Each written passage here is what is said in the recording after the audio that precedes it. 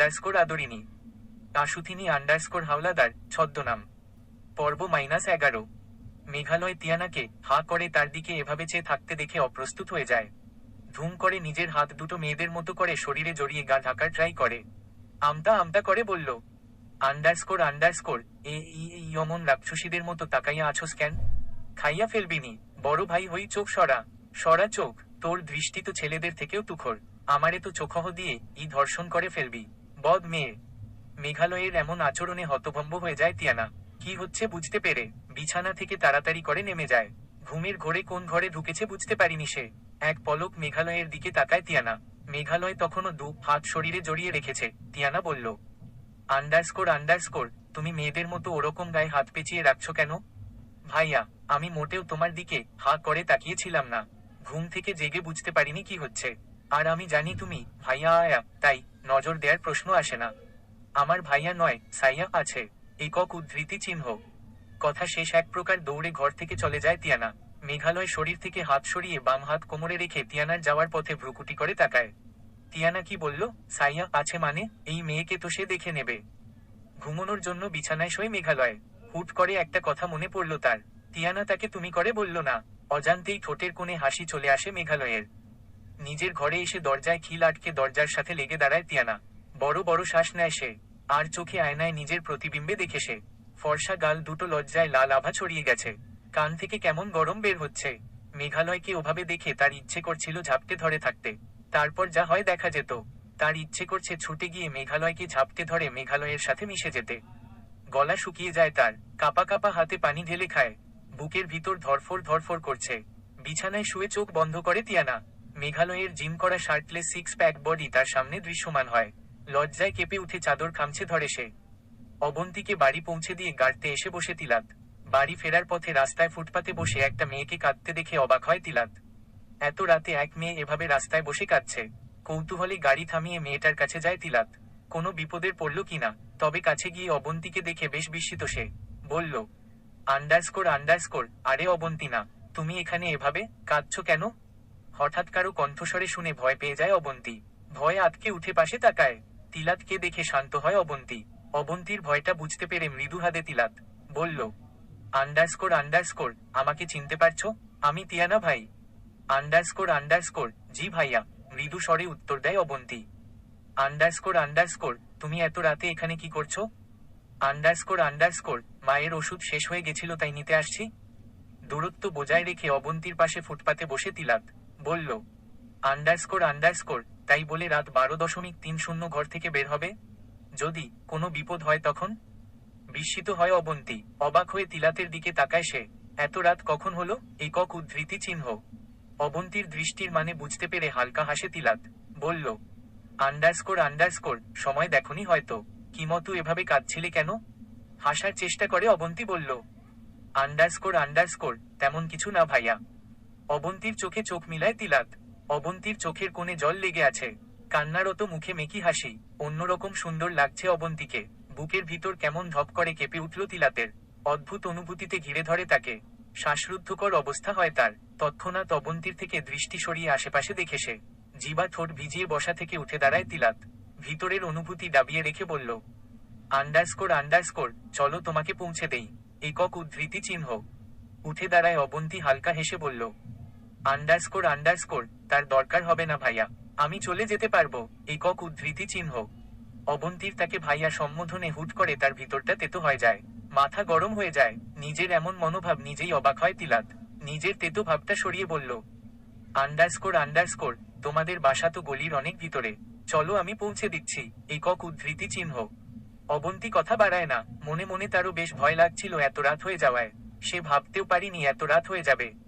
তুলিকা ঘরে আসতে না দেখে বারবার দরজা কাছে গিয়ে উকি দয় দেখছে সাদিদ। তুলিকা এখনো ঘরে আসছে না দেখে রাগ হয় সাদিদের। তুলিকা কি জানে না, সে সাদিদের আশেপাশে থাকলে সাদিদের ভালো লাগে। পরক্ষণে ভাবে, সে তো কখনো বলেনি তুলিকাকে। আবার নিজ মনেই বলে, এখন বলেনি তাতে কি? আগে তো বলেছে। তুলিকার তো জানা যে তার উপস্থিতি সাদিদের ভালো লাগে। ছেলের উপর রাগ হয় সাদিদের। বাপের প্রেমে হিটলার হয়ে ঢুকছে। রাত 1টা এখনো বাড়ি ফিরছে না। আর ছেকের চিন্তায় তার বউ তাকে ভুলে গেছে। মুখ ভার করে কতক্ষণ কাউচে বসে থাকে সাদিদ। আবার উঠে হাঁটাহাঁটি করে বিছানায় বসছে। হাত ঘড়িতে টাইম দেখে বাইরে তাকিয়ে দেখার চেষ্টা করছে তুলিকা কি করছে।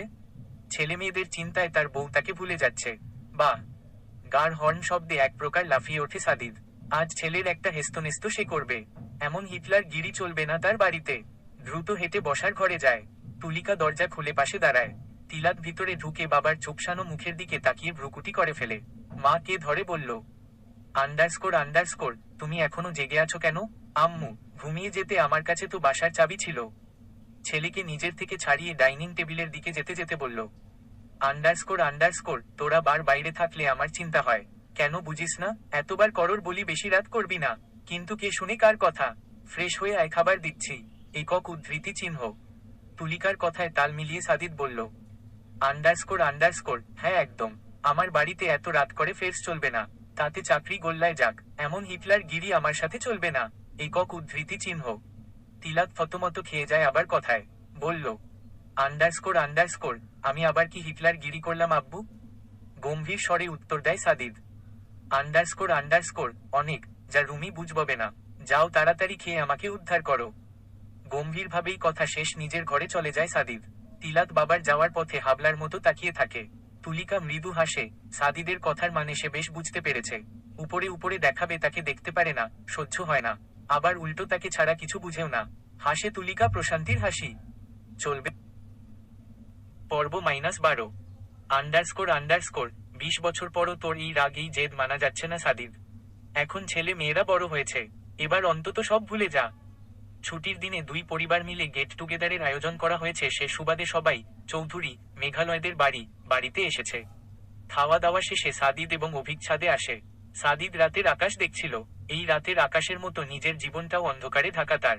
অভিকের বলা কথায় আকাশের দিক থেকে ফিরে অভিকের দিকে তাকিয়ে তাচ্ছিল্য হেসে এক প্রকার রাগ নিয়ে বলল সাদিদ, আন্ডারস্কোর, তোর মনে হয় আমি বেশি বেশি করছি? আমার রাগ জেদ কি জায়েজ না? সে কেন ফিরে এসেছে আমি বলেছি? আমি কি তার হাতে পায়ে ধরেছি? সাদিদের হঠাৎ রেগে যাওয়ায় হতবাক হয়ে যায় অভিক। ছাদের দরজার কাছে গিয়ে দেখে কেউ আসছে কিনা। দরজা চাপিয়ে সাদিদের কাছে এসে তার কাঁধে হাত দিয়ে বলল, আন্ডারস্কোর, আসতে বল। কেউ শুনে ফেলবে। ছেলে মেয়েরা বড় হয়েছে, ওরা জেনে যাবে। আন্ডারস্কোর, জেনে গেলে জেনে যাবে। তিলাত, মেঘালয় তো জানেই, বাকি তিয়ানা সেও জানুক। আমিও চাই সে জানুক। এত নাটক আমিও চাচ্ছি না। আমিও চাই এবার তিয়ানা জানুক। ও, যাকে মা বলে জানে সে তার মা নয়, মায়ের বোন। যে তার বাবাকে ঠকিয়ে পালিয়ে গিয়েছিল। অভিক কঠোর কণ্ঠে বলল, আন্ডারস্কোর, কি বলছিস তুই? মাথা ঠিক আছে তোর? তিনু এটা জানলে তুলি কতটা কষ্ট পাবে জানিস না? তিলাত, তুলির জন্য তুলি নিজে কখনো বাচ্চা নেয়নি। তাচ্ছিল্য হাসে সাদিদ। বলল, আন্ডারস্কোর, তুই তুলির কষ্ট দেখলি, কিন্তু আমি।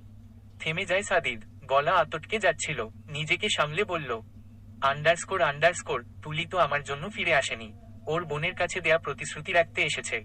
আমার সন্তান বলে তিলাত তিয়ানাকে নিজের টেনে নেয়নি। বোনের সন্তানদের নিজের কাছে টেনে নিয়েছে। আজ যদি তুলি আমাকে না ঠকাতো তিলাত, তিয়ানা আমার আর তুলির সন্তান হতো। তিয়াসা আর আমার নয়। এক নিঃশ্বাসে কথাগুলো বলে হাঁপিয়ে যায় সাদিদ। পাশে থাকা বেঞ্চিতে বসে পড়ে। কষ্ট হয় তার, কিন্তু কাকে বুঝাবে? ভেবেছিল অভিক হয়তো বুঝবে, কিন্তু অভিকও তুলির হয়ে কথা বলছে। কেউ এটা বুঝছে না যে তার কতটা কষ্ট হচ্ছে। যখন ভাবে তুলিকে কষ্ট দেবে না, সব ভুলে মেনে নেবে, ঠিক তখন তার মনে পড়ে তুলি তার জন্য ফিরে আসেনি, তিয়াসাকে দেয়া কথা রাখতে তার কাছে আছে। তার সন্তানদের মা হয়েছে। তিয়াসা যদি কখনো মারা না যেত, তখন কি তুলি কখনো ফিরে আসতো? আসতো না। যে একবার বিশ্বাস ভাঙ্গে সে বারবার ভাঙ্গে। তাই সে তুলিকাকে বিশ্বাস ভাঙ্গার দ্বিতীয় কোনো সুযোগ দেবে না। সাদিদ শান্ত তবে কঠোর স্বরে বলল, আন্ডারস্কোর, যার কাছে আমার মূল্য নেই, আমার ভালোবাসার মূল্য নেই, তাকে ক্ষমা করাও আমার পক্ষে সম্ভব নয়। অভিক নিজের কথা শেষ করে ছাদের দরজা খুলে ছাদ থেকে চলে যায় সাদিদ। অভিক সাদিদের যাওয়ার দিকে তাকিয়ে দীর্ঘশ্বাস ফেলে। সাদিদ নিজের দিক থেকে ঠিক। ভুল তো কিছু বলেনি সে। একক উদ্ধৃতি চিহ্ন। ড্রয়িং রুমে বসে সবাই গল্প করছিল। সাদিদ ছাদ থেকে নেমে এক নজর সোফায় বসে থাকা তুলিকাকে দেখে তিলাতকে উদ্দেশ্য করে বলল, আন্ডারস্কোর, আমার কাজ পড়ে গেছে, যেতে হবে। তুমি তোমার মাকে নিয়ে ফিরো। আসছি। কথা শেষ করে দাঁড়ায় না সাদিদ।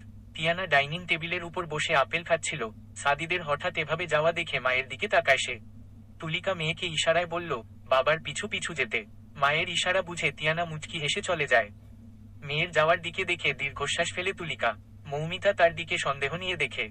তুলিকার হাসার চেষ্টা করে বলল, আন্ডারস্কোর, মেঘ কোথায় তাকে দেখছি না। তুলিকা কথা ঘোরানোর চেষ্টা করছে, আবার হয়তো কিছু একটা ঘটছে। বুঝেও না বোঝার ভান করে মৌমিতা। বুঝেও বা কি করবে, পরিস্থিতি তো চেঞ্জ হবে না। মৃদু হাসে মৌমিতা বলল, আন্ডারস্কোর হসপিটালে গিয়েছে। কল আসলো, ইমার্জেন্সি পেশেন্ট এসেছে। তিলাক বসা থেকে উঠে দাঁড়িয়ে বলল, আন্ডারস্কোর তোমরা কথা বলো, আমি আঙ্কেলের কাছে যাচ্ছি, আর আম্মু যাওয়ার সময় হলে আমাকে ডাকবে। একক উদ্ধৃতি চিহ্ন। উপর নিচ মাথা ঝাঁকিয়ে সায় দেয় তুলিকা। ড্রাইভিং সিটে বসে গাড়ি স্টার্ট দেয়। টিয়ানা এসে ফ্রন্ট সিটে বসে সিট বেল্ট বাঁধতে বাঁধতে বলল, আন্ডারস্কোর হাই পাপা। মেয়েকে দেখে চোখ মুখের কঠোর ভাব সরিয়ে নেয় সাদিদ। মুচকি হেসে বলল, আন্ডারস্কোর হ্যালো প্রিন্সেস। আন্ডারস্কোর আমরা কই যাচ্ছি পাপা? আন্ডারস্কোর কোথায় যেতে চাচ্ছ? দুষ্ট হেসে বলল টিয়ানা। আন্ডারস্কোর লং ড্রাইভে গেলে মন্দ হয় না। অনেক দিন যাই না। একক উদ্ধৃতি চিহ্ন। সাদিদ ড্রাইভহ করতে করতে বলল, underscore okay my princess. Underscore একটা গল্প বলবে পাপা? হাসে সাদিদ মেয়েকে একবার দেখে প্রফুল্ল হেসে বলল, আন্ডারস্কোর কি গল্প শুনতে চাও প্রিন্সেস? আন্ডারস্কোর তোমার আর মোমের লাভ স্টোরি। মুখ ফ্যাকাশে হয়ে যায় সাদিদের। হাসার চেষ্টা করে বলল, আন্ডারস্কোর আমাদের তো। কথা কেড়ে নিয়ে বলল টিয়ানা, আন্ডারস্কোর আমি জানি তোমাদের রিলেশনশিপ ছিল পাপা। আন্ডারস্কোর তুমি কি করে জানলে? আন্ডারস্কোর তোমাকে একটা সিক্রেট বলবো পাপা, মমকে বলবে না। হাসে সাদিদ, বলল, আন্ডারস্কোর বলবো না। চোখ ছোট ছোট করে হাত বাড়িয়ে প্রশ্ন করল টিয়ানা, আন্ডারস্কোর পাক্কা? সাদিদ হেসে মেয়ের হাইফাই করে বলল, আন্ডারস্কোর পাক্কা। আন্ডারস্কোর মোমের ডায়েরি পড়ে জেনেছি পাপা। আন্ডারস্কোর মোমের ডায়েরি? উৎফুল্ল হয়ে বলল টিয়ানা। আন্ডারস্কোর ইয়েস, ওখানে তোমার আর মোমের ফার্স্ট মিট, ফার্স্ট ডেট সব লেখা আছে। একক উদ্ধৃতি চিহ্ন। মৃদু হাসে সাদিদ। তুলিকার ছোট থেকেই স্বভাব ছিল স্পেশাল মুহূর্তগুলো ডায়েরিতে লিখে রাখার। সাদিদ গাড়ি থামায়। দুজনে গাড়ি থেকে নেমে রাস্তার পাশে চায়ের দোকানে গিয়ে বসে। মজনু মিয়া তাদের দেখে হাসে, পান খাওয়া লাল দাঁত দৃশ্যমান হয় তার। হেসে বলল, আন্ডারস্কোর স্যার যে অনেক দিন পর আসলেন। বয়েন টিয়ানা আম্মা ভালা আছো? একক উদ্ধৃতি চিহ্ন। দোকান লাগাওয়া কাঠের বেঞ্চিতে বসে তারা। টিয়ানা বসে একগাল হেসে বলল, আন্ডারস্কোর ভালো চাচা, আপনি ভালো আছেন? আন্ডারস্কোর ভালা আম্মা, অনেক দিন পর আইলা তোমরা। সাদিদ বলল, আন্ডারস্কোর কাজের চাপ, প্রিন্সেসের পড়াশোনার জন্য আসা হয়নি। অনেক পর লং ড্রাইভে বের হলাম, আমরা বাপ বেটি। বলে শব্দ করে হাসলো সাদিদ। সাথে যোগ দিল দোকানদার। প্রায় রাতেই ভালো না লাগলে সাদিদ টিয়ানাকে নিয়ে লং ড্রাইভে বের, এবং তা তাদের দুজনের সিক্রেট। তাদের দলে এই সময় অন্য কাউকে নেওয়া হয় না, শুধু দুজনে। টিয়ানা এই সময় তার পাপ্পাকে মনের সব কথা বলে। মজনু মিয়ার সাথে অনেকক্ষণ গল্প করে তারা। মজনু মিয়া খুব মজার মানুষ, তাকে টিয়ানা খুব পছন্দের। গল্প শেষে চা খেয়ে গাড়িতে যায় তারা। টিয়ানা বলল, আন্ডারস্কোর পাপা তোমাকে একটা সিক্রেট বলার ছিল। সাদিদ হেসে বলল, আন্ডারস্কোর এখনো বলনি? নতুন সিক্রেট নাকি? টিয়ানা মন খারাপ করে বলল, আন্ডারস্কোর হ্যাঁ। আন্ডারস্কোর কি? আন্ডারস্কোর পাপ্পা, আই অ্যাম ইন লাভহ। গাড়ি থামিয়ে ফেলে সাদিদ। হতবাক হয়ে যায় সে। বাবার থমথমে মুখ দেখে ভয় পেয়ে যায় টিয়ানা। শুকনো ঢোক গিলে সে। সাদিদ মেয়েকে ভয় পেতে দেখে হাসে। হেসে বলল, আন্ডারস্কোর আমাকে কি হিটলার বাবা মনে হয়? টিয়ানার কথার মানে বুঝতে পেরে মাথা নাড়িয়ে না বুঝালো। সাদিদ হেসে হেসে বলল, আন্ডারস্কোর তাহলে মুখ কাদো বানিয়েছ কেন? টিয়ানা কিছু বলে বাবার দিকে তাকিয়ে থাকে। সাদিদ বলল, আন্ডারস্কোর কার প্রেমে পড়েছ? গলা শুকিয়ে যায় টিয়ানার। এবার কি বলবে? সে মেঘালয়কে ভালোবাসে, এটা জানলে পাপ্পা কেমন রিয়াক্ট করবে। ছোট ছোট স্বরে বলল, আন্ডারস্কোর মেঘ ভাইয়া পাপা। সাদিদের মুখের হাসি সরে গিয়ে থমথমে ভাব চলে আসে তার। পর্ব -13। আন্ডারস্কোর মেঘ ভাইয়া পাপা। সাদিদের মুখের হাসি থেমে গিয়ে থমথমে ভাব চলে আসে। কিছু না বলে ড্রাইভ করতে থাকে সে। টিয়ানা বাবার থমথমে ভাব দেখে ঘাবড়ে যায়। ভয় হচ্ছে তার কি এরপর কি হবে। চিন্তা হয় টিয়ানার পাপ্পাকে বলে সে ভুল করল না তো? কিন্তু সে তো সব সিক্রেট, সব গুরুত্বপূর্ণ কথা পাপার সাথে শেয়ার করে। তাছাড়া এটা তো তার লাইফের সবচেয়ে গুরুত্বপূর্ণ সিক্রেট। দাঁত দিয়ে নখ ফোটে টিয়ানা, এটা তার বদ অভ্যাস বলা চলে। কোনো বিষয় চিন্তা হলে নখ খাওয়া তার অভ্যাস। এবং এই অভ্যেসের জন্য তাকে তুলিকা ও মেঘালয়ের অনেক মার খেতে হয়েছে ছোটবেলায়। যেখানে তার ভাইয়া পাপা তাকে কিছু বলতো না, সেখানে মেঘালয় সবসময় এক অদৃশ্য অধিকার খাটায় তার উপর। ভয় পেটে গুরুম গুরুম করছে তিয়ানার। ভয়ে ভয়ে ডাকলো, আন্ডারস্কোর পাপা। সাদিদ কোনো উত্তর না দিয়ে ড্রাইভ করতে ব্যস্ত। নিরাশ হয় তিয়ানা, অসহায় কণ্ঠে বলল, underscore I am sorry papa. Underscore আমি রিয়েলাইজ করছি এটা খুব খারাপ হয়েছে। কিন্তু কিন্তু আমি বুঝতে পারিনি কি করে আমার মনে মেঘ ভাইয়াকে নিয়ে এমন ফিলিংস আসছে। আমি তো তাকে এক প্রকার সহ্য করতে পারতাম না পাপা। সেখানে ভালোবেসে ফেলেটা আমার কাছে খুব আনএক্সপেক্টেড আর লজ্জাকর ব্যাপার। আমি নিজে খুব হীনন্যতায় ভুগছি পাপা। এখন যদি তুমিও। থেমে যায় তিয়ানা। গলা আটকে আসে তার। কান্নারা গলা ভেদ করে বের হয়ে আসতে চাচ্ছে। কান্না আটকানোর জন্য ঢোক গিলে তিয়ানা। গলা জলে উঠে তার। চোখ থেকে টুপ করে এক ফোঁটা জল গড়িয়ে পড়ে নিজেকে অসহায় লাগছে তার। এমন আজব ফিলিংস কেন হলো তার? তাও মেঘলয়ের জন্য। আরও তো কত ছেলে ছিল হ্যান্ডসাম, ব্রিলিয়ান্ট, কই তাদের জন্য তো কোনো ফিলিংস আসেনি তার মনে। মেঘালয়ের বেলা কেন হলো এটা? খুব কি ক্ষতি হতো যদি এটা না হতো? আজ তার পাপা যখন মেনে নিতে পারেনি, মেঘালয় কখনো জানলেও মেনে নেবে না, উল্টো তাকে মেরে দেবে। এক সপ্তাহ যাবৎ পরিবারের কারো সাথে কথা বলা বাদ দিয়েছে তিয়ানা। বিশেষ করে মেঘালয়ের সাথে কথা পর্যন্ত বলে না সে, এবং তার মুখোমুখিও হয় না। সেই ঘটনার পর সাদিব তাকে আর কিছু বলেনি, বরং তার সাথে কথা বলা কমিয়ে দিয়েছে, যা তিয়ানার জন্য খুব দুঃখজনক। পাপা তার বেস্ট ফ্রেন্ড, সেখানে যদি পাপাই তার সাথে কথা না বলে, তবে তার বাড়িতে থেকে কি লাভ? তাই বাড়িতেও খুব একটা থাকে না সে। দিনের বেশিরভাগ সময় ভার্সিটিতে কাটায় সে। ভার্সিটির পাশের লেকে পা ডুবিয়ে বসে আছে তিয়ানা। আজকাল মন ভালো থাকে না তার। সব ছেড়ে ছুড়ে অন্য কোথাও একটা চলে যেতে ইচ্ছে করছে। কষ্ট হয়, দুঃখ হয় তার। পাপাও বুঝলো না তাকে, তার অনুভূতিকে। সে কখনো মুখ ফুটে মেঘালয়কে তার অনুভূতির কথা জানাতে পারবে না, কারণ সে জানে মেঘলয় তাকে শুধু এবং শুধুমাত্র বোন ভাবে।